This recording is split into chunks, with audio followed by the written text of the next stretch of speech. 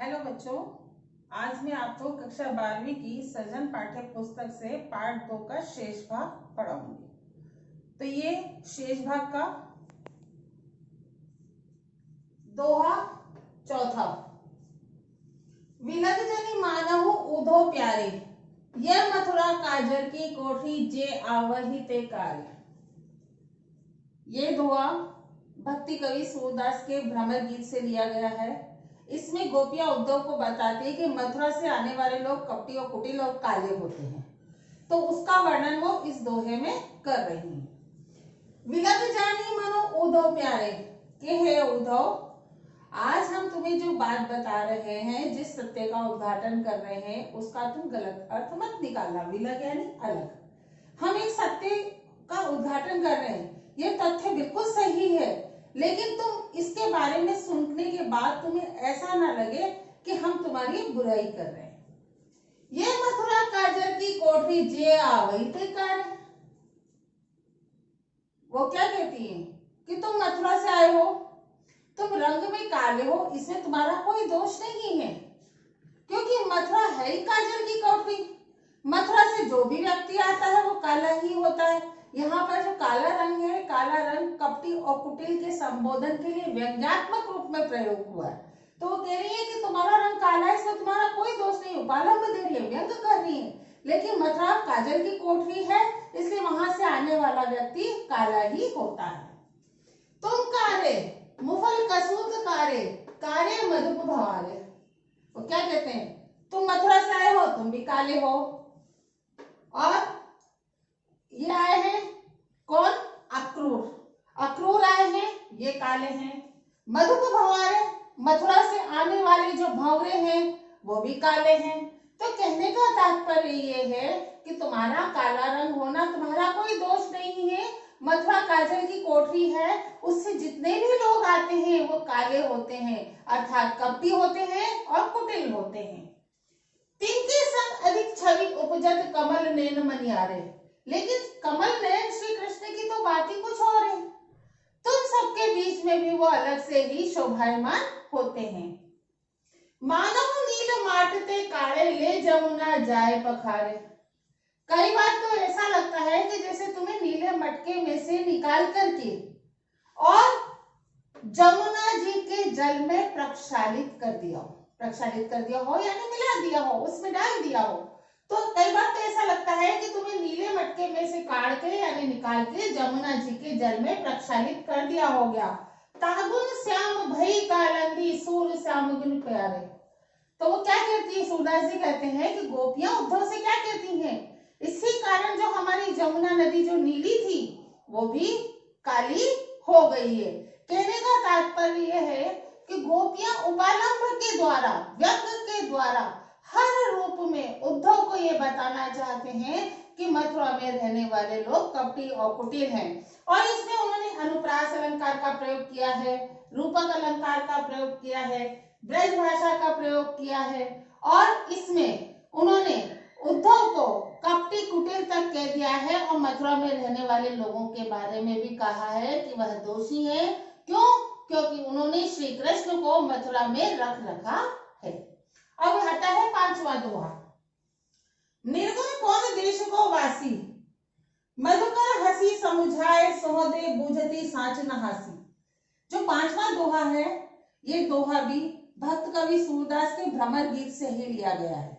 लेकिन इस दोहे के अंतर्गत निर्गुण ज्ञान साधना से प्रेम भक्ति साधना को सर्वश्रेष्ठ बताया गया है। तो सर्वश्रेष्ठ बताते हुए गोपियां क्या कहती हैं, निर्गुण कौन देश को वासी, हे उद्धव हमें एक चीज बताओ कि जिस निर्गुण ब्रह्मा की तुम हमें ज्ञान दे रहे हो, शिक्षा दे रहे हो, उसके बारे में तुम क्या जानते हो, उसके बारे में वो कहाँ रहता है, उसके बारे में हमें पूर्ण जानकारी चाहिए, क्योंकि हम तो श्री कृष्ण के प्रेम में रचे और बसे हुए हैं। मधुकर हसी समझाए, सोहदे बूझती साँच न हासी। मधुकर यानी उद्धव, वो उद्धव के सामने हंसती हुई कहती हैं कि हे उद्धव, हम तुम्हें समझा रहे हैं, हमारी बात को हंसी में नहीं टालना, हम तुम्हें सौगंध दे रहे हैं, और सौगंध देख करके पूछ रहे हैं, बूझती यानी पूछ रहे हैं, तुम किसी भी तरीके से कोई भी गलत बात निर्गुण ब्रह्म या ज्ञान साधना के बारे में हमें नहीं बताना, क्योंकि हम तुम्हें अपनी शपथ दे रहे हैं, हमारी शपथ है, हमारी सौगंध है।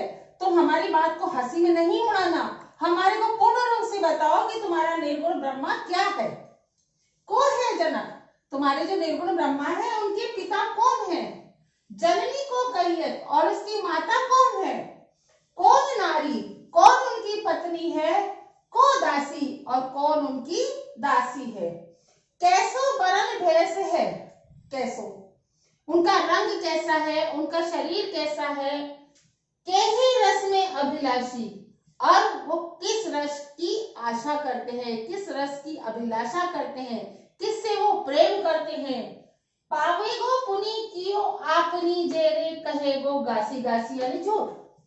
तो क्या कह रहे हैं उद्धव, हम तुमसे जो भी पूछ रहे हैं उस बात को सही सही जवाब देना, अगर तुम सही बात का जवाब नहीं दोगे तो इसका जो फल भुगतना पड़ेगा वो फल भुगतने के लिए तुम हमेशा तैयार रहना। इसलिए हमें निर्गुण ब्रह्म साधना के बारे में कोई भी गलत या झूठा ज्ञान नहीं देना।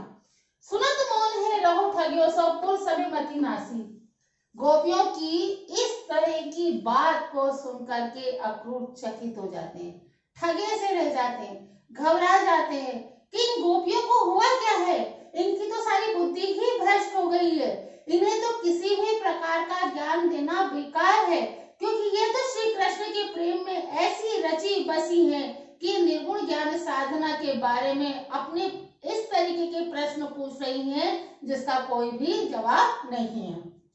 इस प्रकार इस दोहे में अनुप्रास अलंकार है और उत्प्रेक्षा अलंकार है, ब्रज भाषा है और इसमें निर्गुण साधना से सगुण साधना यानी श्री कृष्ण भक्ति को सर्वश्रेष्ठ बताया गया है। छठा दोहा, बिन गोपाल बैरिन भई कुंजे। ये जो दोहा है यह भी सूरदास जी की भ्रमर गीत से ही लिया गया है। इसमें जो गोपियां हैं वो अपनी विरह दशा का और अपनी मनोदशा का वर्णन कर रही हैं। तो वह अपनी दशा का वर्णन करते हुए कहती है उद्धव से, बिन गोपाल बैरिन भई कुंजे। गोपियां उद्धव से कहती हैं कि जब हम श्री कृष्ण के साथ थे और हम जिन कुंजों में रास लीला करा करते थे, क्रीड़ा किया करते थे, जहां हमें बहुत आनंद आता था, वही कुंज अब हमारे शत्रु बन गए हैं, क्योंकि हम श्री कृष्ण के साथ नहीं है, उनकी विरह पीड़ा में जल रही हैं। तब ये लता लगती अति शीतल, अब भई विषम ज्वाल की पुंज। कि जो लताएं हैं, ये लताएं श्री कृष्ण के साथ रास लीला करते हुए, क्रीड़ा करते हुए बहुत ही आनंददायी प्रतीत होती थी, लेकिन अब जब श्री कृष्ण हमारे साथ नहीं है तो उनके विरह में यह लताएं हमें ज्वाला की लपटों के समान प्रतीत हो रही हैं। मतलब आग की जो ज्वाला होती है और उसकी जो लपटें होती हैं, उस लपटों के समान ये लताएं प्रतीत हो रही हैं। वृथा बहती जमुना यानी स्वच्छंद प्रवाह से बहती हुई जमुना नदी। खग बोलत यानी मीठे स्वर में बोलने वाली कोयल। वृथा कमल फूले और कमल के फूलों का प्रफुल्लित विकास। फूले अली गुंजे यानी कि जो भंवरे जो चारों तरफ गुंजार करते थे, ये सब भी अब दुखी हैं और इनका भी मन उदास है। श्री कृष्ण के बिना इन सब चीजों में भी हमें कोई भी आनंद नहीं आता है। पवन यानी हवा, पानी, कपूर, घनसार, बादल, ये सभी चीजें संजीवनी दधिसुत किरण भानु भई भुंजे, कि ये सारी जो चीजें हैं ये दधिसुत यानी शीतल उपकरण, शीतलता देने वाली वस्तु है। तो ये जो शीतलता देने वाली जो चीजें हैं, यह भी किरण भानु यानी सूर्य की किरण के समान हमें गर्मी दे रही है। कि मतलब ये जो चंद्रमा है, कपूर है, बादल है, ये सब संजीवनी बूटी है, यानी कि शीतलता देने के उपकरण है। लेकिन यह भी अब शीतलता देने वाले उपकरण भी सूर्य की किरणों के समान लपटें देने वाले लग रहे हैं। ए उद्धव कहियो माधव सो विरह करत करी मारत लूंजे, कि हे उद्धव, श्री कृष्ण से कहना कि हमें विरह रूपी कटार से हमारा गला कट रहा है। विरह रूपी कटार, विरह करद करी, करद यानी कटार या तलवार, तो विरह रूपी जो कटार है उससे हमारा गला कट रहा है, यानी हम मर रहे हैं।